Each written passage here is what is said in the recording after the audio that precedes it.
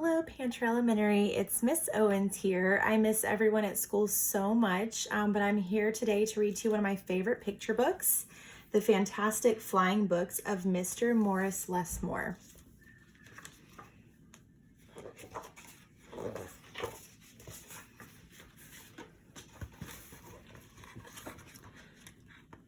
Morris Lesmore loved words. He loved stories. He loved books.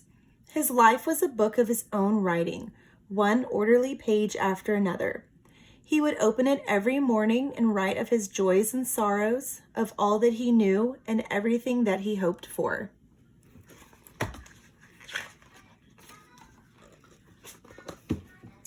But every story has its upsets. One day the sky darkened, the winds blew and blew,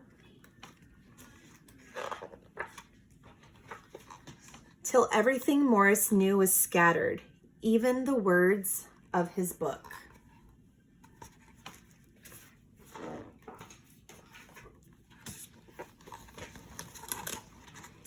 He didn't know what to do or which way to go, so he began to wander and wander.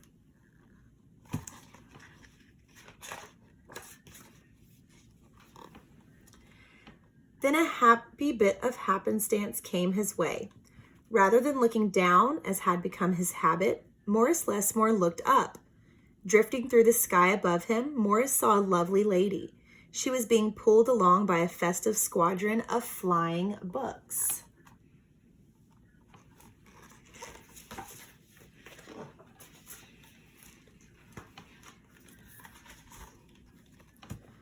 Morris wondered if his book could fly, but it couldn't.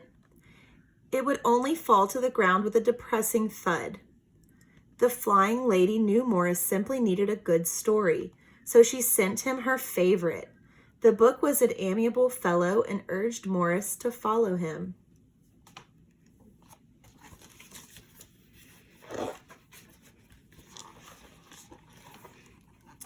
The book led him to an extraordinary building where many books apparently nested.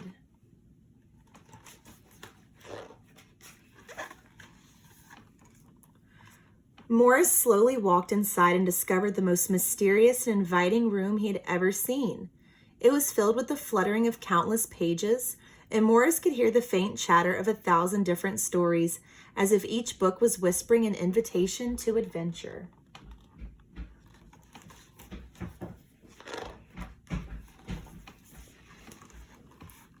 Then his new friend flew up to him and landed on his arm. It held itself open as if hoping to be read. The room rustled to life, and so Morris's life among the books began.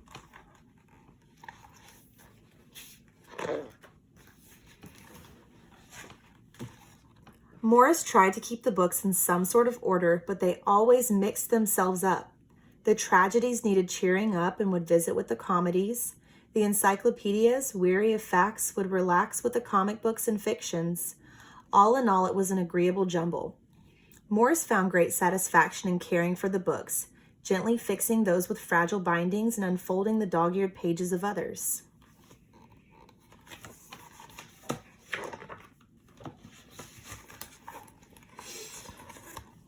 Sometimes Morris would become lost in a book and scarcely emerge for days.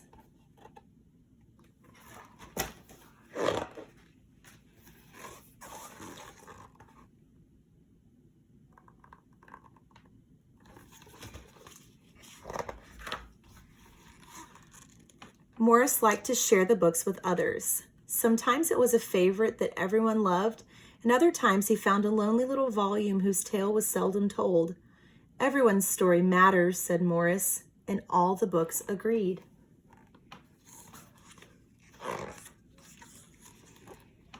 At night, after all the stories that needed telling had been told and everyone had settled down to their proper places on the shelves, the great big dictionary would get in the last word. Zzz. It was then that Morris Lesmore would once again write in his own book. He wrote of his joys and sorrows, of all that he knew and everything that he had hoped for. The days passed, so did the months. And then years and years.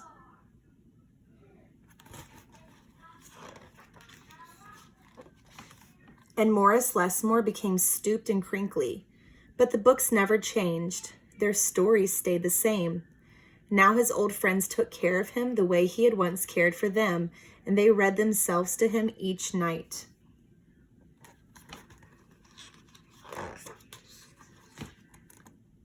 Then one day he filled the last page of his book. He looked up and said with a bittersweet sigh, "I guess it's time for me to move on."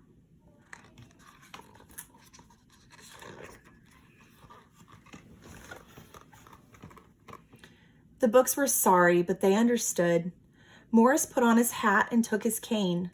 As he went to the door, he turned and smiled, then, waving goodbye, "I'll carry you all in here," he said, and pointed to his heart.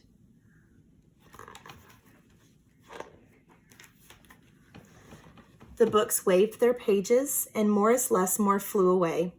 And as he flew, he changed back to the way he'd been that long ago day when they'd all first met.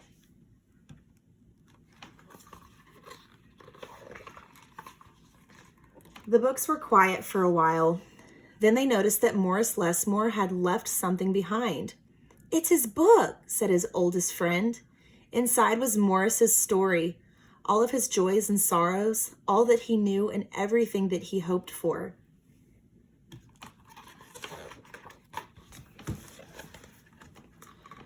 Then the books heard a small, expectant sound. There in the doorway was a little girl. She looked around with wonder. Then something fantastic happened. Morris Lesmore's book flew up to her and opened its pages. The girl began to read, and so our story ends as it began. With the opening of a book. That's the end. Thank you for listening.